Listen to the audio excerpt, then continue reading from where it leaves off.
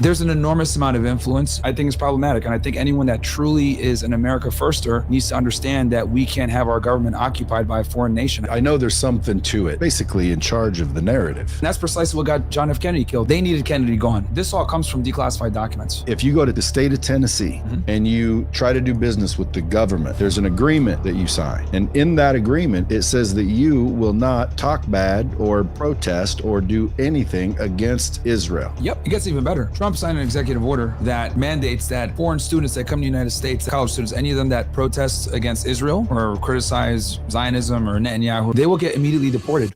I want to know your opinion on Israel. So hopefully it doesn't offend anybody. What is your opinion and what is his? Okay, well, every politician of any real consequence in the United States basically supports Israel. And I think that's extremely problematic because Israel is a foreign nation that doesn't really give us any strategic benefit. And whether it was us invading Iraq or the billions upon billions of dollars we give them to wage war, they're currently killing tens of thousands of innocent people right now with our dollars. I think it's problematic. And I think anyone that truly is an America firster needs to understand that we can't have our government occupied by a foreign nation. I find it absolutely ridiculous that we have lobbying groups like AIPAC who are able to donate money to our politicians and influence our foreign policy. And the biggest issue I have is we can't even talk about it. This is one of the things that gets you nuked off YouTube. This is what got me demonetized on YouTube, was talking about this. It's problematic. I think they're going to be, involved in our government and they want to lobby and everything. Cool. You guys need to go ahead and register under the Foreign Agent Registration Act, under FARA. And that's precisely what got John F. Kennedy killed. They want to declassify these John F. Kennedy files. They want to declassify the Epstein files. Well, Epstein was a spy for it. Right? Let's call a spade a spade. John F. Kennedy, they wanted him gone. And I find it interesting. Why do you think? Oh, why do I think? Okay, so. Well, I don't get too deep into the studies. I just chalk it off as, you never know. Because you never know, bro. Absolutely. From what I hear, J. Edgar Hoover was involved. Yes. The vice president got him knocked off. So I'll go through it. So here's the thing with John F. Kennedy. Multiple factions wanted him dead. Italian mafia, Israeli intelligence, and is that the Mossad? Yeah. Well, back then, yeah, or one of their the IDF, whatever it may be, because they had so many different organizations like Haganah, Ergun, Stern Gang, etc. They all work together, but yeah. The mafia, the CIA, and Israeli intelligence. So I'll kind of go through quickly why each faction wanted him gone. So the mafia wanted him gone because they had helped him win the election by stealing the state of Illinois and rigging the election there against Nixon. It was a very tight race. John F. Kennedy's father, I think Joe Kennedy, had promised the mafia, look, get my son in. We're not going to bother you guys. You guys can keep making money, in the shadows like you guys have done through the Prohibition era. We won't mess with you. But what ended up happening when John F. Kennedy came in, he put his brother, RFK, as the attorney general. And he's not corrupt. What did he do? He went right after the mafia. He brought them in to testify. He pretty much unveiled La Cosa Nostra to the American public in the 60s. And this was problematic because that went against what they had promised. So the mafia wanted him gone for that because he had appointed RFK as the attorney general. The CIA wanted Kennedy gone because Kennedy thought the CIA was a rogue organization that didn't have much oversight. They were trying to do reckless things that might put us in a predicament. And he didn't like it, whether it was the Bay of Pigs, the Cuban Missile Crisis. He felt as though the CIA was getting way too big for his britches and he wanted to smash it into 1,000 pieces, as he famously said. And then finally, the third part, which no one ever talks about to include the JFK movie, which I'll tell you in a second why they didn't include this section, was the Zionist angle. A lot of people don't know that back then had stolen a bunch of uranium from the United States. There was a factory in Pennsylvania, in Apollo, Pennsylvania, called Nukes. And this factory was manufacturing a bunch of very high enriched uranium. And what was going on was the mafia, the Italian mafia, as well as a bunch of Israeli Zionists worked together to smuggle this uranium from the United States through South America, destined for what was back then mandatory British Palestine. And Kennedy got aware of this because a CIA guy went out to Dimona where they were doing a nuclear testing and tested the soil. And they found out that there was uranium in the soil, and the only place that was producing uranium that was that rich was the United States. So he was able to figure out, okay, these guys literally are trying to test for nukes. And Kennedy was very anti-war and anti-nuclear proliferation. So he tells Ben-Gurion, the prime minister, hey, we're going to start doing nuclear inspections. I suspect that you guys have nuclear weapons and you guys are testing them. And Ben-Gurion, knowing this, makes a fake like control lab, right, for nukes, and he sends the inspectors there, and Kenny finds out that it was BS, and he is obviously livid. So he's writing a bunch of letters going back and forth with Ben-Gurion saying like, look, if you guys don't allow us to inspect your nuclear capabilities, we're going to stop giving you guys aid. Now, for Israel, this was a big problem. This is a relatively new nation. They had been formed maybe less than 20 years ago. This is early 60s, 63, I think, to be exact. And they were created in 1948. So, and they're surrounded by enemies. The whole Arab world didn't want them there, and they had just got their independence. So they needed the nuclear weapon to deter the Arab world from attacking them. So they needed Kennedy gone because he was standing directly in their way of being able to protect themselves in their eyes by telling them to get rid of the nuclear weapons. Then on top of that, his brother, Robert F. Kennedy, was trying to get the Zionist Council, the AZC, the American Zionist Council, which is now AIPAC, to register under FARA, which would mean they need to disclose the money that they're giving the politicians, where it's coming from. Well, why is that problematic? It's problematic because the way they were getting the funding was organized crime with the Italians like Meyer Lansky, Bugsy Siegel, et cetera, Murder Inc. They were, along with the Sunborn Institute, which was, a conglomerate of wealthy businessmen, they're working together, sending money and funding the politicians. So they didn't want where that money was coming from to be disclosed. So they needed Kennedy gone for that. So FARA registration and the nuclear bomb is why. And then as soon as Kennedy gets killed, Lyndon B. Johnson is sworn in. He stops the nuclear inspections, stops the FARA registration, gives them billions upon billions of dollars. And we've had unequivocal support of Israel ever since. Said like you were there yourself. See, that's what I always wonder. And that's why I don't get into it because, dude, you sound very believable. And I bet you if I went and did the research you probably have, I'd probably come to the same conclusion because you're investigating. Most people aren't. Yeah. Most people are just listening. Like right now I'll go home and I'll be like, babe, you know that freaking, and I'll say it like what you just said was fact, even though it may or may not be. It is. And I'll tell you real quick. But you say it like it is. It is. And I'll tell you why. This all comes from declassified documents. These are all from declassified documents. Did you get any access as Homeland Security? Well, no, it's been declassified for a while. So this is all public information. It's all public. It's in the Kennedy files. It's you can find all this stuff. And there's many books that were written about this. So why is nobody held accountable? That's a good question because Israel's never held accountable. Again, how and why? Okay. Where do you want to start? Well, just with the bottom line. Okay. Let's start with the movie industry. So JFK, the movie, famous movie written in, not written, but released in 1991 by Oliver Stone. That movie covers the JFK assassination. It's probably the most famous film regarding the situation. But the movie only covers the CIA and mafia angle, but it purposely leaves out the Israeli angle. And once you do some research on who was responsible for the film, you find out that the guy that funded the film was a guy named Arnon Milchan. Arnon Milchan is a Zionist billionaire who was a spy. He went on Israeli television and admitted that he worked for the Mossad to keep away the information on their nuclear capability. And, when you start digging and you start connecting dots and you figure out, wait, okay, that's why the Zionist angle was left out of the most influential movie that covers this very controversial topic. The guy that funded it had an allegiance to Israel, and that's very problematic. Yeah, they don't want anybody talking smack. Exactly. So this is why. But how do you know that? How do people know that? Which part? The Arnon Milchan or? Yeah, you can literally go if you look up Arnon Milchan and look at the movies that he's funded. JFK from 1991 is one of them. Have you seen the movie called? I think it's called The Heartland Doctors. I've never seen it. No. Well, when JFK was shot, he was sent. He was sent to Heartland. I believe it's Heartland Hospital. Oh yes, Dallas, Texas. Yep.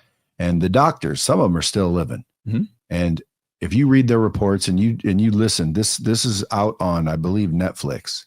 You watch the movie. These doctors are saying when he came in, he had a hole here, he had a hole here. Yep. This was gone, that was gone. By the time he landed at Bethesda, Maryland base or Bethesda, Maryland's naval base, this was sewn on, and this was patched up, and the caskets were empty. And you watch this movie, and it's clear and evident something was fishy. Yeah. So I've had on some of the best Kennedy researchers in the world on my show. We've done like deep dives on this, on how this went down.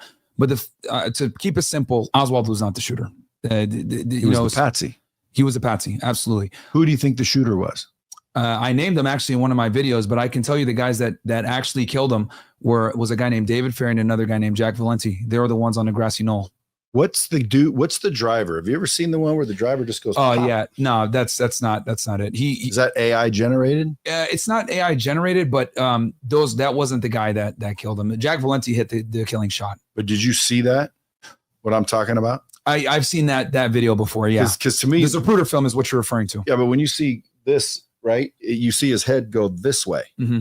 You know, I don't know velocity, and I'm not a scientist, but you would think if he got shot here, his head goes that way. Yeah, well, and it looked like the driver shot him right in the face, and then as soon as the driver shot him in the face, Jackie is jumping out of the vehicle, just like I would if I just saw the driver shoot my husband in the face. I'm out of there. Yeah, she was what she actually was doing was picking up a brain. The Secret Service agent that hopped in the back was a guy named Clint Hill. He just died like last week. But what she was doing, actually, she was trying to scoop his brain matter and bring it back. What I heard once. That's why she was going to the back to try to get it. Why do you think that's the case? Why do I think that's the case? He got shot in the front. The kill shots, he got hit in the throat because he goes like this. If you watch the Zapruder film, he goes like this. And then like a second or two later, you see like, boom, he gets hit and then the brain's blown out in the back.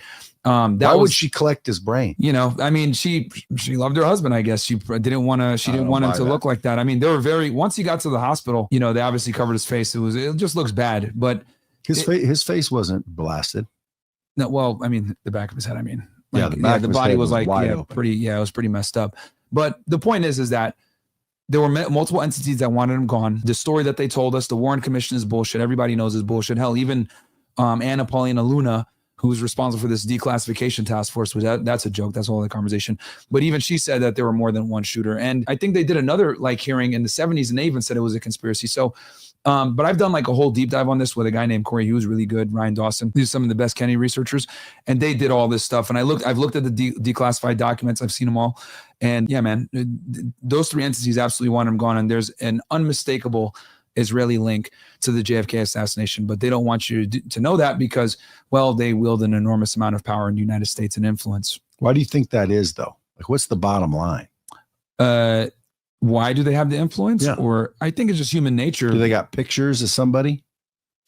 Well, funny story. You mentioned Hoover earlier, right? Hoover, a lot of people don't know this. He was actually homosexual. And he was a cross-dresser. The reason why he didn't go after the mafia for so long throughout his entire tenure through the FBI is because he had compromising photos of him in heels. And his deputy director was his partner. They used to hook up. And back then in the 60s, you could lose your clearance for being gay. So he obviously wanted to keep that hush hush, but that is a big reason why the FBI never went after the mafia during Hoover's tenure. Well, again, I know there's something to it. I just don't know what it is, but it is a little bit peculiar.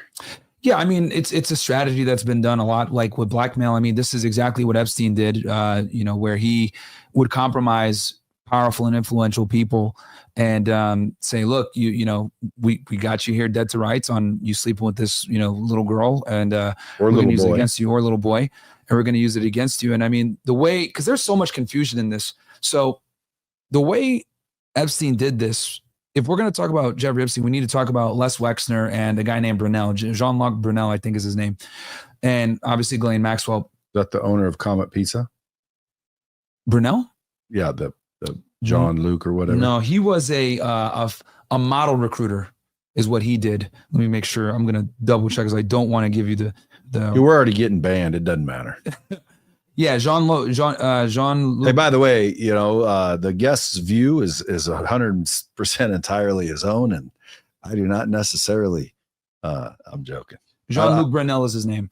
So, and he was basically like a French model scout. So, this is the way it worked. This is how Epstein did what he did. I'm going to give an abbreviated version so I don't go too long and rant on. So Ghislaine Maxwell was a environmentalist. She'd go to the UN, talk about the ocean and pollution, etc. Obviously, she'd make a lot of friends there, build connections, and they would go to parties. And Epstein was also doing the same thing on his side. Les Wexner basically funded him. He was his main guy. Les Wexner is a Zionist billionaire, very affluent, owns Victoria's Secret and a bunch of other companies. And what Epstein and Ghislaine Maxwell would do is they'd go to these parties through her network. And what they would do is they would meet these rich people and they'd bring Victoria's Secret models with them a lot of times that Brunel had recruited. And Epstein goes to these parties. He's like the talk of the town. He's the cool guy. Who's this billionaire guy with this attractive woman, Maxwell, and, bringing all these women. And he was able to build friends very quickly. And what he would do is he'd be like, hey, look, you want to hang out with us? You should come see my place sometime. And my ranch in Nevada, my home in West Palm Beach, my, penthouse in New York City. He had a home in France. So these people would come and hang out with him, and there would be these underage girls there, and sometimes known, sometimes unbeknown to them. And the way he recruited these girls was, you got to go back to 2005, 2006. And what you'll find out is that in West Palm Beach, he was basically recruiting this network of high school girls to come to his house and give him massages. So you get one or two, like, hey, do you have any friends that you go to school with? I'll pay you $200 to $300 every time you guys come here. And, they're high school kids in the early 2000s. They're like, oh yeah, sure.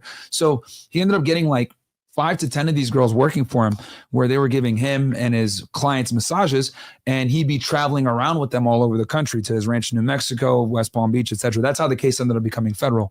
But that is essentially what he did. So builds social proof, builds trust by going to these parties, has a network, then invites them to his place, compromises them with these young girls that are there, and then boom, he's got you. Blackmail is the way to go. And he would blackmail everybody so that he always maintained leverage. And once he was arrested, they pretty much knew this guy needs to die. And, everyone knows Epstein didn't kill himself. And then the files that are just released, all redacted anyway. So why release files that are all redacted? So I literally just made a video on this. So here's the problem. They released the files, right? They released 200 pages roughly. Attorney General Pam Bondi, said, we're going to release the first set tomorrow. And she releases them, and it's like 200 pages. Most of them are flight manifests, right? Well, the reason why that's problematic is there's a federal criminal case against him. It was back in like 2019 when the FBI arrested him and they raided his house.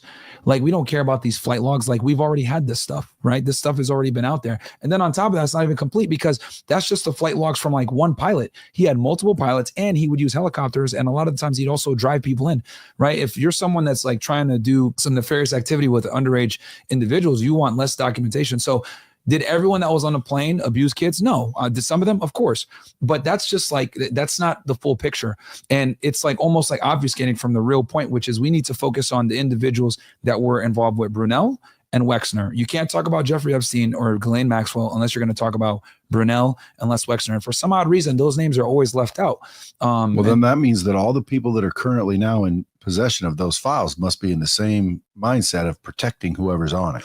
Well, yes, and that's a part of the reason. But the reason why I think that they don't want to expose it is because it would make the Israeli lobby look really bad. And the case, the most of the stuff is going to be in the New York case file. And I find it funny that, Attorney General Pam Bondi, who oversees the Southern District of New York, the United States Attorney's Office there, and the FBI, because as the Attorney General, she's the chief law enforcement officer in the land. How would you not have the foresight to know he was arrested by the FBI back in like 2018, 2019? So all that stuff is discoverable because he obviously had a lawyer. Ghislaine Maxwell stuff was all discoverable. She went to trial. Like, that stuff should have been ready to go before you even sworn in, because it's all discoverable. And you oversee that office. You oversee it. So like, how could you say, oh, I need this stuff now? It's like, you should have known that from before. This is a public criminal case. Like, how the hell did you not know this? So, and she's a former prosecutor. She used to be AG in the state of Florida. So I don't know what's going on there. I think she definitely fumbled the declassification or putting out the files by kind of jumping the gun, and she should have known better and had this stuff ready to go from before. The United States is the most powerful country in the world, no? It is. And you're saying that they run it. They do. They absolutely do. Well, then that would be, then they're running it. Yeah, they are. I would say more people are waking up, so it's not so secret before. I think October 7th has done a lot to reveal this, and I can kind of go through it. So prior to October 7th. Now, just for the record, aren't you Muslim? Yeah, I grew up in a Muslim household, but I'm not religious. But wouldn't someone say, well, that's because you're Muslim? Sure, they can say that. And I'd say, well, I'm not really religious. I'm just, speaking from when I talk about Zionism, I'm not even really referring even to religion. I'm referring more to the political ideology and the state of Israel mostly. I haven't even gotten into the religion stuff. But, sure, people might say that, but, facts are facts regardless of who says them. The shit that you say I've heard and I've seen, and I'm like, well, that is a little peculiar. Mm-hmm. I just never know because I don't know, bro. And when I'm listening to you, in my mind, I'm thinking he seems like he knows, but you probably don't know either. You just believe you've chosen one side or the other, because nobody knows, bro. Well, here's the thing. Like, nobody knows. You can Google the names I gave and you'll see everything lines up, you know, because like I said, I have like a lot of the stuff that I'm referring to. I'm condensing a lot of like, you know, information that I've gotten from documentaries, books, looking at declassified documents, speaking with some of the best researchers in this realm. So I'm condensing quite a bit of it. But, you know, it's absolutely true. Like, for example, I was talking about Israel's nuclear program. So funny story. Ghislaine Maxwell's father, I think it's Robert Maxwell, if I'm not mistaken, was a spy for the Mossad. He owned a media company. And this guy named Mordecai Vanunu was a whistleblower. And what he found out was that Israel had nuclear capability. He took roughly 50 pictures and he wanted to sell the pictures. He ended up selling the pictures to an intermediary that worked with Robert Maxwell, who owned this media company. So he finds out, hey, this Mordecai Vanunu guy, he has these pictures of the nuclear program. Like, you guys got to do something. So they get a agent, a female, and she lures him to Italy. And he goes there thinking he's going to get his dick sucked. The next thing you know, some guys in yarmulkes jump out of a truck and fucking grab him, and they kidnap him and they take him back to Israel. And he ended up getting like in a secret court, was in prison for like 10 years. I think he got released. He's out now. But that's what ended up happening, where this guy was a whistleblower in a nuclear program, and they did a honey trap and caught him. To answer the question, now what I will say, go ahead. Well, that's where I was driving, because dude, they are basically in charge of the narrative. They absolutely so are. When anybody comes around like you that like seems to know what he's talking about, and he has these things, nobody hears about it. Like, dude, this whole thing might just get clipped and snipped and nobody even hears this whole segment now. And that's what I was driving at, because I think that's why nobody knows anything. Yeah. Now, if you go to the state of Tennessee and you try to do business with the government, a state agency of any kind, there's an agreement that you sign. And in that agreement, it says that you will not talk bad or protest or do anything against Israel. Yep. In Texas too. It's in a bunch of states, like 30 plus states. And there's like 9 others that are trying to ratify that. Yep. Yeah. No, like, to me, I'm thinking, how does that make any sense whatsoever? If you want a government contract in the state of Tennessee and you're a contractor or a subcontractor for the state, that you're agreeing not to say anything bad about or do anything against Israel. It gets even better. Trump signed an executive order that mandates that foreign students that come to the United States, that college students, any of them that protest against Israel or criticize Zionism or Netanyahu or whatever is going on in Gaza, they will get immediately deported. And I was like, wow, you know, now to be transparent here, I'm very anti-immigration. I think we need an immigration moratorium, but I find it incredible that a foreign national can come, go to school here, criticize the president, criticize our government. No one cares. But if burn flags, you burn flags, exactly, because it's protected under the First Amendment, which I'm a free speech absolutist / maximalist. But if they talk about Benjamin Netanyahu or Israel, they can get deported. I find that absolutely ridiculous. And no other country gets this benefit. It's absolutely ludicrous. So that is why they censor. And I will say this real quick, because more people are waking up. When October 7th happened, everyone rallied behind Israel. Right? They're like, they kidnapped 200 plus of their people. 2,000 people got killed. This is messed up. Like, we're going to support Israel. You know, Jordan Peterson famously said, give them hell, Netanyahu. Right? And everyone was rallying behind Israel.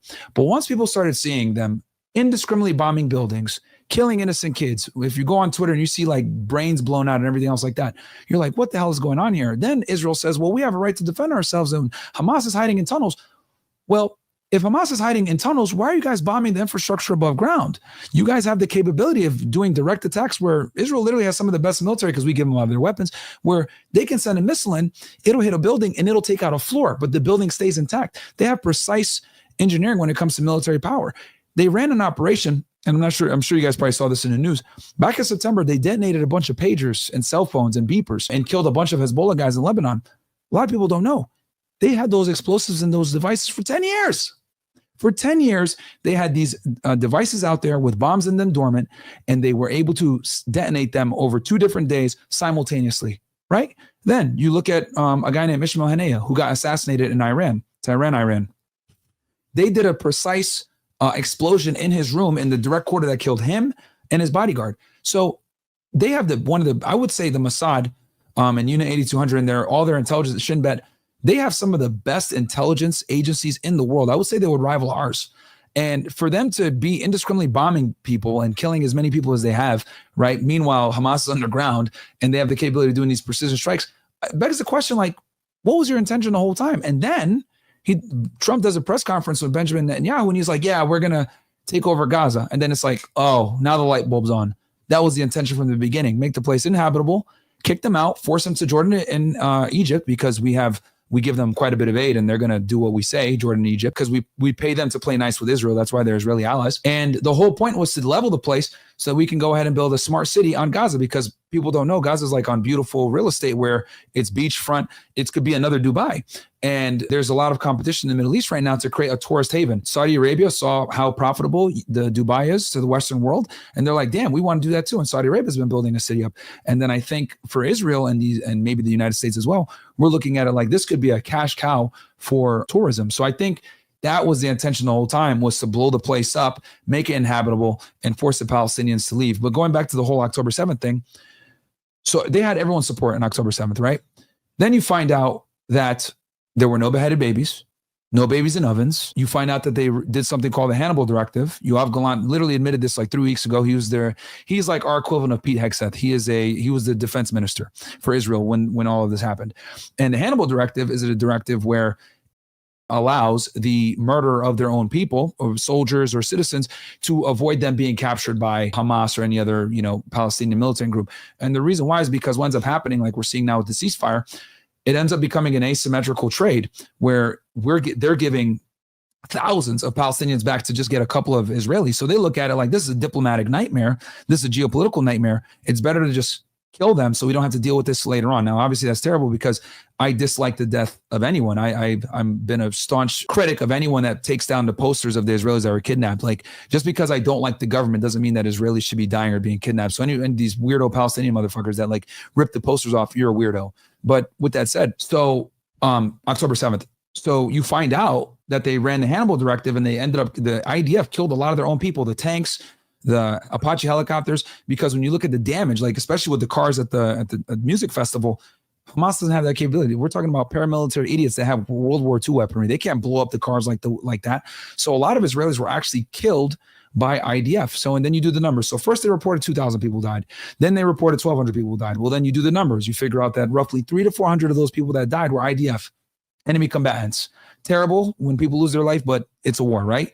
Then you find out that the Hannibal directive was implemented that day. And we know that a bunch of them got killed from the tanks and the kibbutzes and then blown up with the Apache helicopters. So how many people did Hamas really kill? And keep in mind, when they come in, what are they trying to do? They're trying to get as many hostages as possible. Why? Because they know for every one hostage they take, they can get hundreds of Palestinians back. So when you just like do some critical thinking and you look at what's going on here and you find out the Hannibal directive and then they inflated the numbers, then there's no pictures or proof of the beheaded babies, you find out that Israel used this to rage farm so that they can go ahead and justify their, unprecedented levels of aggression where they've killed 100,000 plus Palestinians. So my thing is I look at it like, I don't want to pay tax dollars to a nation that doesn't even listen to us and kills innocent people and then make us look bad, because now the United States, since we've been running cover for Israel for so long, we look like clowns on the world stage. Everyone in the UN, the whole international community has condemned Benjamin Netanyahu. There's an arrest warrant out for him right now, him and Yoav Gallant, and there's also arrest warrants for Yahya Sinwar and Ishmael Haniyeh, but they got killed. So I understand Israel's perspective when they say we have a right to defend ourselves. However, this has been a ridiculous retaliation where now you're just killing innocent people. And then to make it even worse, as they've been doing these prisoner exchanges the past couple of weeks, like you can see the Hamas fighters there, like they're all there with their fucking masks on and shit. It's like, how many of them have you actually killed? So, and that was their mission. We're going to eradicate Hamas. So it's all very problematic. And then I haven't even gotten into the axis of resistance and how Benjamin Netanyahu has used October 7th to wage an entire war in the Middle East, which I could definitely talk about that. But yeah.